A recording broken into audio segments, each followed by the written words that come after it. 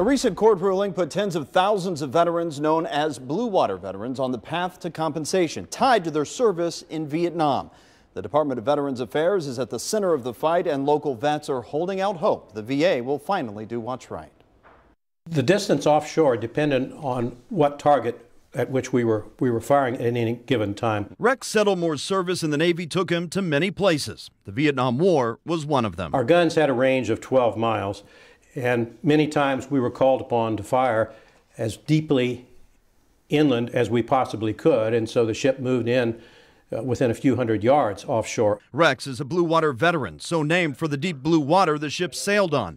John Ranson is a Blue Water veteran too. A friend of mine who was on Ranger, another carrier, he worked on the flight deck, and he passed 3 years ago this past December, and he was being treated at the VA, and the presumption was defoliants. Agent Orange, as it was called, was a defoliant used by the U.S. during the Vietnam War.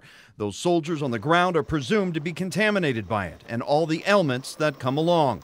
Those who served on the ocean are not. But Rex says this Australian study proves sailors were exposed. Ships who ingested the seawater, even if the seawater was distilled for freshwater purposes on board, would still contain the Agent Orange contaminants. As a result of that, the Australian government awarded Blue Water presumptive benefits to their Navy veterans. The VA's post-deployment health expert, Dr. Ralph Erickson, testified in April of 2017 that naval ships would have drawn in water for their distillation from 12 miles out, and so it makes it a little bit harder for this conceptual framework to apply to the U.S. Navy. I have to tell you, Craig, we served off the coast of Vietnam, well within a few hundred yards, and we did not turn off the seawater suctions when we were operating in close. I am unaware that that was ever a policy. It certainly was not a policy that was typically followed by the destroyers that were on gunfire support. In a January 29th ruling, the U.S. Court of Appeals for the Federal Circuit said in the original Agent Orange Act of 1991,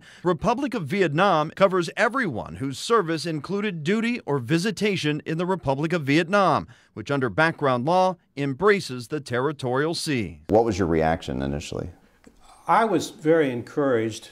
To me, it was an extremely positive action on the part of the Federal Circuit in Washington, D.C. If you're going to recognize in-country personnel for the same ailments that we out in the Deepwater had, then it's just fair, as far as I'm concerned. The VA has not announced whether it will appeal the Federal Circuit decision. If the ruling stands, it could mean thousands of dollars in compensation for Vietnam-era sailors. Meanwhile, current Blue Water Navy legislation was reintroduced in the new Congress. It outlines which Navy members would qualify and the areas impacted. I've shared it on my Facebook page, McKee WCPO, if you'd like to take a closer look.